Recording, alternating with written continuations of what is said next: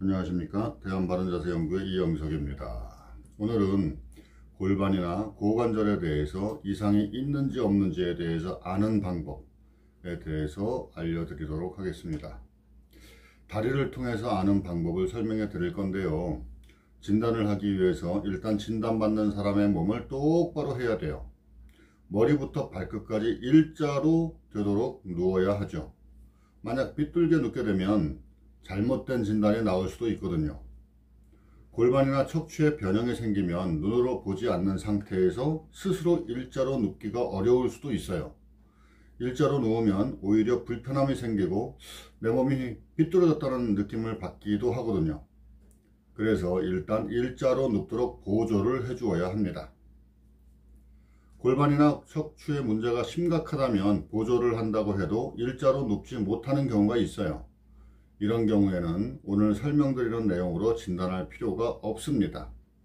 진단을 안 해도 골반이나 고관절에 문제가 있음이 느껴질 테니까요. 누워있을 때 다리, 발의 각도로 보는 법, 또 다리 길이로 보는 방법, 그리고 고관절에 이상이 있는지를 판단하는 방법을 차례대로 보여드리도록 하겠습니다. 자, 누워서 보는 진단법이 되겠습니다.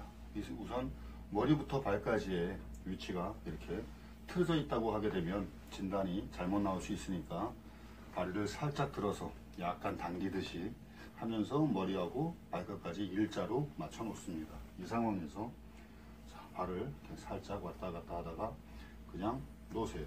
이렇게 놨을 때 이 발이 이렇게 눕혀진 각도를 보는 겁니다. 각도를 보는데 보통 정상적인 경우는 이 발이 이렇게 한 땅에서 한 40도에서 45도 정도 이렇게 세워져 있는 게 정상이라고 보면 됩니다. 이 각도보다 이렇게 눕혀져 있다고 하는 것은 이제 골반의 변형이거나 고관절의 변형이라고 볼 수 있고요. 또한 이 40에서 45도보다 더 세워 있다고 가정을 할 때도 역시 골반과 고관절 둘 중에 하나 또는 두 곳 다의 변형이 있다고 보시면 됩니다. 이거는 나중에 그 고관절 그 진단법을 통해서 고관절 진단을 할 때 고관절 부위에 이제 변형이 나타나면 고관절 때문에 그럴 수 있다고 볼 수도 있고요. 또 고관절에 변형이 없다면 골반의 이상으로 보면 되는데 고관절의 변형이 있다 하더라도 골반의 변형이 같이 있을 수 있으니까 반드시 참고하셔야 될 겁니다. 자, 다리의 길이로 보는 진단법이 되겠습니다. 똑같이 머리서부터 발끝까지 똑바로 일자가 된 상황이라고 생각한 상황에서 이 뒤꿈치의 길이로 어느 발이 길고 짧은가를 비교를 합니다. 그래서 뒤꿈치의 길이로 봤을 때 어느 발이 더 짧으냐 이 상황으로 보는데 지금 이 상황은 약간 이제 왼발이 짧게 나타나거든요. 이 왼발이 짧다고 하는 것은 가장 그 주된 이유가 골반의 위치가 왼쪽이 이렇게 더 머리 방향으로 상향됐을 경우 이런 경우에 왼발이 짧게 보일 수가 있습니다. 또한 다리가 짧은 것도 고관절의 변형에 따라서 짧아질 수도 있기 때문에 고관절과 골반을 같이 살펴봐야 되겠습니다. 고관절 진단법이 되겠습니다. 자, 두 무릎을 그대로 세우세요.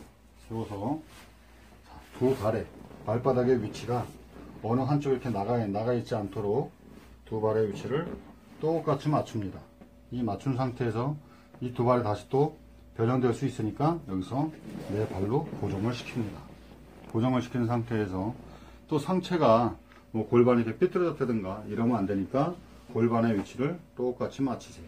맞춘 상태에서 두 무릎의 앞으로 나온 발의 위치를 봅니다.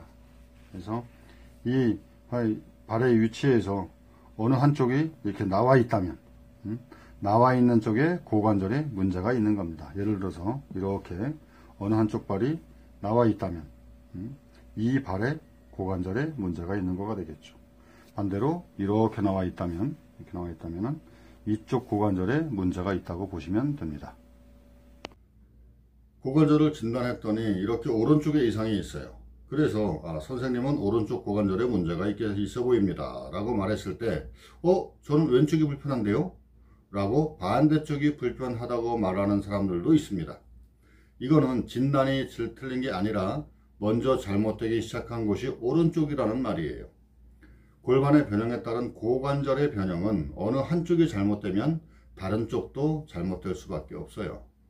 또 골반의 변형과는 관계없이 고관절만 잘못되었다고 하더라도 시간이 지나면 골반에 문제가 생기고 반대쪽의 고관절도 문제가 발생하게 되는 겁니다. 이 부분에 대해서는 다음에 다시 자세하게 설명을 드리도록 하죠. 이렇게 진단을 해서 고관절이나 골반에 이상이 있다고 느껴지면 고관절이나 골반을 직접 촉진을 해서 어떤 이상이 있는지를 세밀하게 관찰해야 하는 겁니다. 자, 오늘은 골반과 고관절에 대한 진단법에 대해서 말씀을 드렸습니다. 오늘도 시청해 주신 여러분께 감사의 말씀을 드립니다. 안녕히 계십시오.